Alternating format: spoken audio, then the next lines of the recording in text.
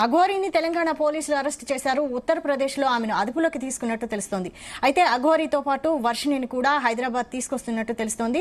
ఇక దీనిపై స్పందించడానికి మనకు రుద్రస్వామి గారు మనకు లైన్ లో ఉన్నారు. నమస్తే అండి రుద్రస్వామి గారు. సనాతన ధర్మం అంటూ మొదలు పెట్టి నేను మహిళలకు అండగా ఉంటాను, మహిళల జోరుకొస్తే ఊరుకోను అని ఓ రేంజ్ లో రెచ్చిపోయిన అఘోరీ లాస్ట్ కి అరెస్ట్ అయిన పరిస్థితి. దీనిపై మీరేమంటారు? అరెస్ట్ అయిన పరిస్థితి ఏర్పడిందంటే అమ్మా, ఈరోజు సనాతన ధర్మం పేరిట ఎన్నో విషయ వివరణలను మనం గత సంవత్సరం నుంచి చూస్తే ఎన్నో కార్యక్రమాల చేత ఆడపిల్లల విషయమే గాని, వ్యక్తిగతమైన విషయాలే గాని, ఆయన గారు చేసిన ప్రతి పైశాచికత్వానికి చాలా మంది వతస్తు పలికిన సందర్భాలు చూసాం మనం.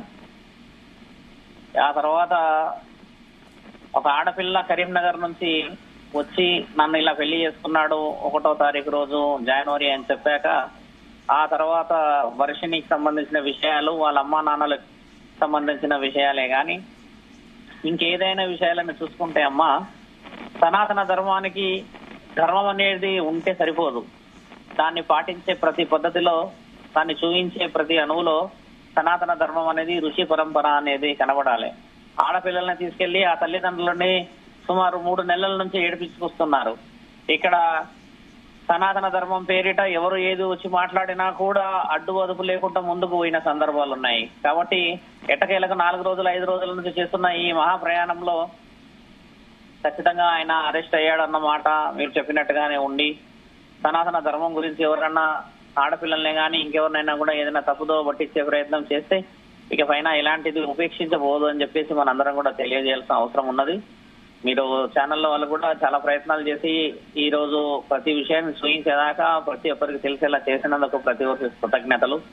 సనాతన ధర్మం గురించి అని చెప్పేసి గత సంవత్సరం నుంచి మొత్తుకుంటూనే ఉన్నాం, ఏ విధంగా పోవాలి, ఏ విధంగా రావాలి అని చెప్పి. కాబట్టి అమ్మా, ఖచ్చితంగా పోయిన సోమవారం మాటిచ్చాము, ఖచ్చితంగా వారం జరిగే లోపు ఆయన అనుకున్న విధంగా మనం హైదరాబాద్ కు తీసుకురావడం జరుగుతుంది. కాబట్టి ఏంటంటే ఆయన ఇప్పటికన్నా తెలుసుకొని ధర్మబద్ధమైన నిర్ణయాలు అధికారులకు చెప్పి ఈ ఆడపిల్లలకు న్యాయం చేయవలసిందిగా, వాళ్ళ తల్లిదండ్రులకు న్యాయం చేయవలసిందిగా మనం కూడా కోరుతున్నామమ్మా.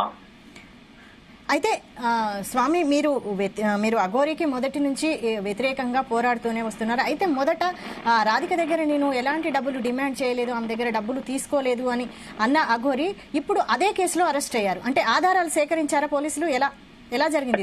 ఎందుకంటే తెలంగాణ ప్రభుత్వంలో ఉమెన్ కమిషనర్ గారికి మనం ఇచ్చిన వాంగ్మూలమైన పత్రాలు, ఆ ఫోన్ పేలు, గూగుల్ పేలు, ట్రాన్సాక్షన్ డీటెయిల్స్, వ్యక్తిగతంగా దిగిన ఫోటోస్, ఈ సింబల్స్, ఆ సింబల్స్, ఆ ఆడియో కాల్ రికార్డింగ్స్, ఇవన్నీ మనము బలంగా ఇవ్వడం చేత ఉమెన్ కమిషనర్ గారి కేసును ముమ్మరం చేయడం, కమిషనర్ గారికి ఇన్ఫర్మేషన్ ఇవ్వడం, ఆ తర్వాత మోకిలా పోలీస్ స్టేషన్ లో కేసు నమోదు అవ్వడము, 15 లక్షలకు సంబంధించి యోని పూజలను చేయడాలు, ఇలా అంబేద్కర్ గారిని దూషించిన కేసులు షామీర్పేటలో, దమ్మాయిగూడలో, జవహర్ నగర్ లో, ఇటు ఆరుట్ల, ఇబ్రహీంపట్నంలో, ఇలా పలు విధాల కేసులు అన్నిటికీ ముమ్మరం చేయాల్సిన సమయం ఏర్పడింది. లాస్ట్ 4 రోజుల నుంచి చూస్తే అమ్మా, భయానకమైన పరిస్థితులు కనబడుతున్నాయి కదా.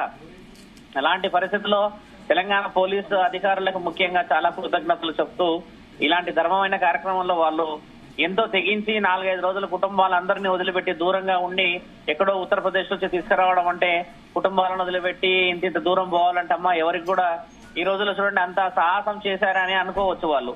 కాబట్టి పోలీస్ అధికారులకి యావత్ తెలంగాణ మరియు ఆంధ్ర ప్రజలందరూ కూడా హర్షం వ్యక్తపరచాలని చెప్పేసి నేను కూడా మీడియా ఛానల్ ముఖంగా మీడియా సోదరులందరూ కూడా కృతజ్ఞత చెప్తున్నామ్మా.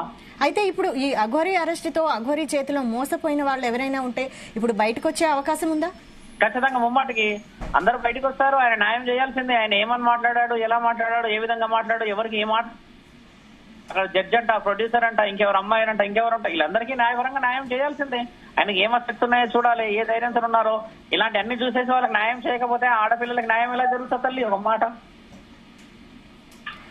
అయితే రుద్రస్వామి గారు, అయితే ఇప్పుడు ఈ పూజలు అవి ఇవని మోసం చేస్తున్నారు కదా అఘోరీ, అంటే వీళ్ళకి ఎలా చేస్తారు పూజలు, ఇలాంటి వాటి గురించి విని మోసపోవద్దని మీరు ఎలా అవేర్నెస్ చేస్తారు వాళ్ళకి?